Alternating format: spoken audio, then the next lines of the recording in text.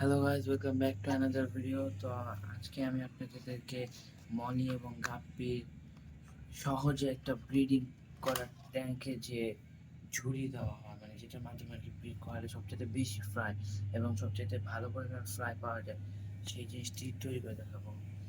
তো সর্বপ্রথম আমাদের যেটা করতে হবে সেটা হচ্ছে আমাদেরকে একটা ডিবা লাগবে। একটা ডিবা যার অর্ধেক অংশ আমরা কেটে নেব, নিচের অংশ ফালিয়ে দেবো, উপরের অংশ থাকবে। ঢাকনার সাইডে কোনো কিছু থাকতে পারবে না।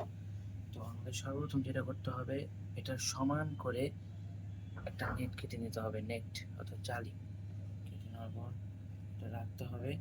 এরপর ভালো মতো চতুর্পাশে দেখতে হবে যে এটা পৌঁছেছে কিনা। তারপর যেটা করতে হবে, তার রাবার অথবা সুতা নিতে হবে, রাবার অথবা সুতা, যে কোনো রাবার অথবা সুতা নিয়ে এভাবে আপনারা এটাকে ভালোভাবে প্যাক করে দেবেন সাইড দিয়ে, এবং ভালোভাবে টেনে টেনে প্যাক করে দেবেন যাতে কোনো জায়গা দিয়ে ফাঁকা না থাকে আর রাবারটা নিয়ে ওপরে না থাকে, যাতে এটা ছোটার কোনো সম্ভাবনাই থাকে না। তারপর দেখতে পাচ্ছেন এইভাবে পানির ভিতরে দিবেন, এখান দিয়ে বেবিগুলো বের হয়ে যাবে, কিন্তু মা কি যেন বলে এখান দিয়ে বের হতে পারবে না। সেক্ষেত্রে বেবি পাওয়ার চান্স ততটাই বেড়ে যাবে। আপনার দেখা যায় একটা দুটো বেবি যদি এটার ভেতরে থাকে তাহলে মা খেতে পারে। তো এই জন্য করণীয় হচ্ছে এটা দেওয়ার পর, ভিতরে মা দেওয়ার পর এটার ভিতরে ২-৩টা প্লান্টস দিয়ে দাও। যদি একটাও বেবি থাকে সেটা লুকিয়ে থাকতে পারবে। তারপর আপনার যে এটা বানানোর পর যেটা করতে হবে, আপনার একটা ফোমের টুকরো নিতে হবে। যে কোনো মোটা একটা ফোমের টুকরো নিলেই হবে। এরপর এটার ২ কোণা দিয়ে এইভাবে এইভাবে দেখেন, আমি আগে থেকে কেটে রেখেছি, এইভাবে ঢুকিয়ে নিতে হবে। এইভাবে ঢুকিয়ে নেওয়ার পর আপনি যে কোনো পানির ট্যাঙ্কে পানি দেওয়ার পর এটার ফোমটার কারণে এটা ভাসবে আর নিচে দিয়ে জায়গা ফাঁকা থাকবে। এখান থেকে বেবি বের হয়ে খোলা জায়গায় চলে যাবে আর মাটা ভেতরে থাকবে। আর ভিতরে যে প্ল্যান্টস যদি কোনো বা বেবি ভেতরে থাকে সেক্ষেত্রে প্ল্যান্টসের কারণে বেঁচে যাবে। আপনাদেরকে আমি এটা দেখাচ্ছি।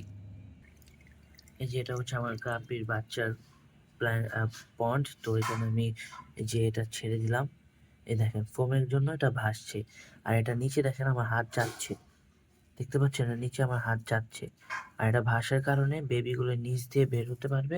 আর মাটা তো চালির জন্য নিচে বের হতে পারবে না। তো এতে বাচ্চার কোনো নেই। আর ২-৩টা গাছ আপনি এখান দিয়ে দিয়ে দিতে পারেন, যার কারণে যদি একটা দুটো বেবি যদি এটার ভিতরে থেকেও থাকে সেটাও হাইড করে থাকতে পারবে। এক্ষেত্রে আপনি অনেকগুলো ফ্রাই পাবেন। এটার এক্সাম্পল স্বরূপ আপনাকে আমি দেখাচ্ছি। যেখানে দেখতে পাচ্ছেন আমার কিছু বেবি দেখা যাচ্ছে, এগুলো হচ্ছে আমার কই টক্সিডো বেবি। দেখেন বিপুল পরিমাণের কই টক্সিডো বেবি। তো আমি সর্বপ্রথম এই জিনিসটা কই টক্সিডো বেবির জন্যই ইউজ করেছিলাম। পরবর্তীতে আমি এটা সব গাপ্পির হ্যাচিং এর জন্য ইউজ করি।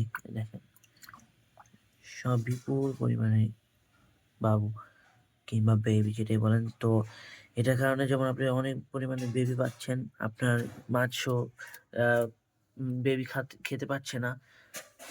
তো এরকম আরো নানান ধরনের জিনিস কিংবা নানা ধরনের ভিডিও পেতে আমার চ্যানেলে সাবস্ক্রাইব করে আমার পাশে থাকুন।